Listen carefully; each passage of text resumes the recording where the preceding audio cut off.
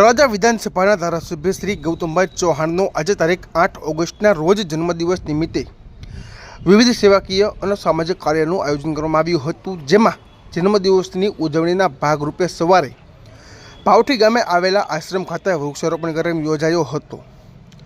પર્યાવરણ જાળવણી અને હરિયાળી વધારવાના સંદેશ સાથે વૃક્ષારોપણ કરવામાં આવ્યું હતું।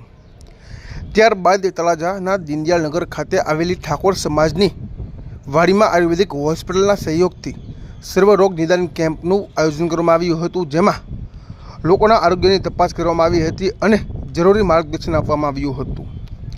આ ઉપરાંત તળાજાના આશુતોષ અન્ન ક્ષેત્ર ખાતે ગરીબ અને ઝૂંપડપટ્ટી વિસ્તારમાં રહેતા લોકો માટે બપોરના ભોજન પ્રસાદીનું આયોજન કરવામાં આવ્યું હતું।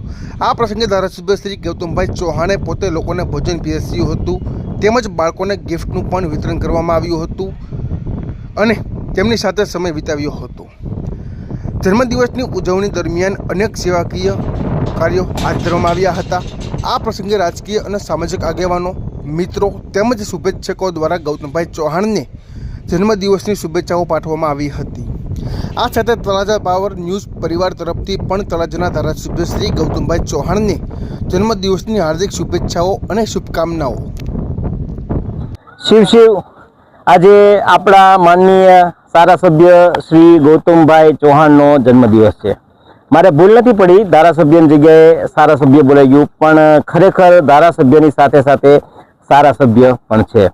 આજે જન્મદિવસ એને એવી રીતે ઉજવો છે કે સર્વરોગ નિદાન કેમ્પ, પછી આ આશુતોષ ક્ષેત્રમાં ગરીબોને જમવાનું ગિફ્ટ, પછી વૃક્ષારોપણ, પછી અનેક કાર્યક્રમો આજે કરીને જન્મદિવસ ઉજવ્યો છે। એટલે કે ખરેખર જે ધારાસભ્યએ આવા કામ કરીને જન્મદિવસ ઉજવવો જોઈએ કે એના દ્વારા બીજાને પ્રેરણા મળે કે અને નાના માણસથી લઈને મોટા માણસ સુધી દરેકના એમને કામ કર્યા છે અને હજી પણ કરતા રહેશે। એટલે આજે ગૌતમભાઈના જન્મદિવસની એમને ખૂબ ખૂબ શુભેચ્છા અને એવી ભગવાનને પ્રાર્થના કરું કે પાછા ગૌતમભાઈ જ આપણી વચ્ચે સેવા કરવા રિપીટ થાય અને ભગવાન ભોળાનાથ એની પર સદાય આશીર્વાદ આપે। શિવ